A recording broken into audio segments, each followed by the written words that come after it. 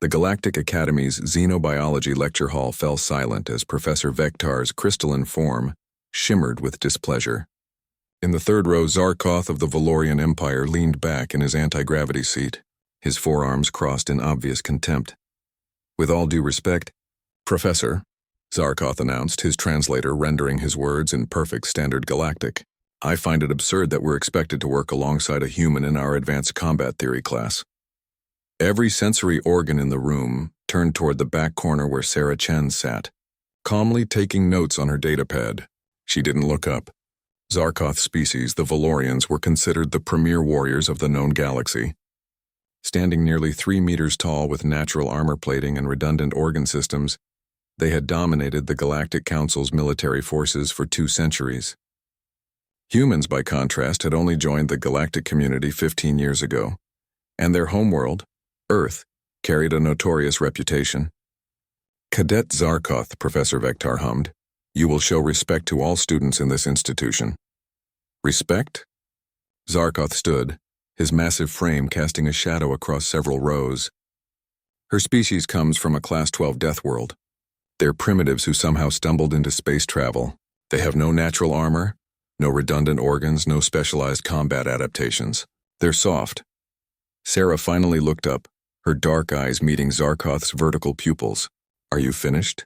She asked quietly. The Valorian laughed, a sound like grinding stones.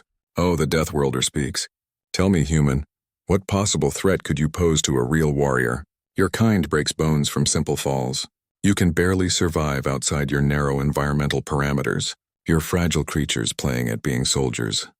A ripple of nervous energy passed through the classroom. Several students from less aggressive species retreated further into their seats. Sarah stood slowly, and despite being barely half Zarkoth's height, something about her posture made the room feel smaller. You want to know what makes humans dangerous? Sarah's voice remained calm, almost conversational. It's not what we have. It's what we don't have.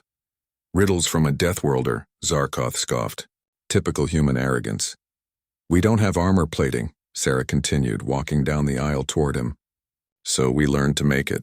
We don't have redundant organs, so we became very good at protecting the ones we have. We don't have natural weapons, so we invented them. Every weakness you see in us, we turned it into a reason to become more dangerous. Zarkoth's translator captured his derisive snort perfectly. Empty words. You're nothing without your technology. Then let's test that theory, Sarah suggested. Professor Vektar, permission to use the combat simulation room? The professor's crystalline structure pulsed with concern. Cadet Chen, that's highly irregular. I accept. Zarkoth boomed. Without weapons or armor. Pure physical combat. Let's see how the Deathworlder fares against superior biology. 20 minutes later, the entire class crowded around the observation windows of Simulation Room 7. Inside, Zarkoth performed elaborate stretching routines, his forearms moving through practiced combat forms that had been perfected over millennia. Sarah simply stood in the corner, breathing slowly, eyes closed. This is madness, whispered Trilix, a diminutive Corvian student. Valorians have combat reflexes 3 times faster than humans. Their bones are reinforced with natural carbon fiber. She'll be killed! Watch, said another human student, Marcus, with a knowing smile. The simulation began. Zarkoth charged immediately, relying on the tactic that had served his species for eons, overwhelming force and speed. His forearms became a blur of strikes aimed at Sarah's center mass. She wasn't there. Sarah had moved the instant before he struck, her body twisting in a way that seemed to violate physics. Zarkoth's momentum carried him past her, and she was suddenly behind him, one leg sweeping low. The Valorian crashed to the ground with a thunderous impact that shook the observation windows. Impossible, someone gasped. Zarkoth roared and spun, but Sarah was already moving again. She didn't try to match his strength or armor. Instead, she targeted joints, pressure points, balance. Every movement was precise, economical, almost casual. When Zarkoth threw a punch, she redirected it. When he tried to grapple, she slipped away like water. The observers watched in stunned silence as the primitive human dismantled one of the galaxy's premier warrior species, using nothing but technique, timing, and an almost preternatural ability to predict his movements. How? Trilix breathed. Marcus grinned. Humans have been fighting each other for over 10,000 years. We've developed thousands of martial arts styles specifically designed to let weaker fighters defeat stronger opponents. We had to, because we didn't have natural advantages. Every move she's using has been refined through countless generations of warfare. In the simulation room, Zarkoth was panting, his movements becoming sluggish. Sarah remained calm, barely winded. The final exchange happened so fast that most observers missed it. Zarkoth lunged desperately. Sarah sidestepped, grabbed one of his arms, and used his own momentum to send him crashing into the wall. He slumped, conscious but defeated. Sarah walked over and offered her hand. "You were right about one thing," she said. "Humans are fragile. We break easily, die easily. But you know what that taught us? That every fight might be our last, so we'd better win it.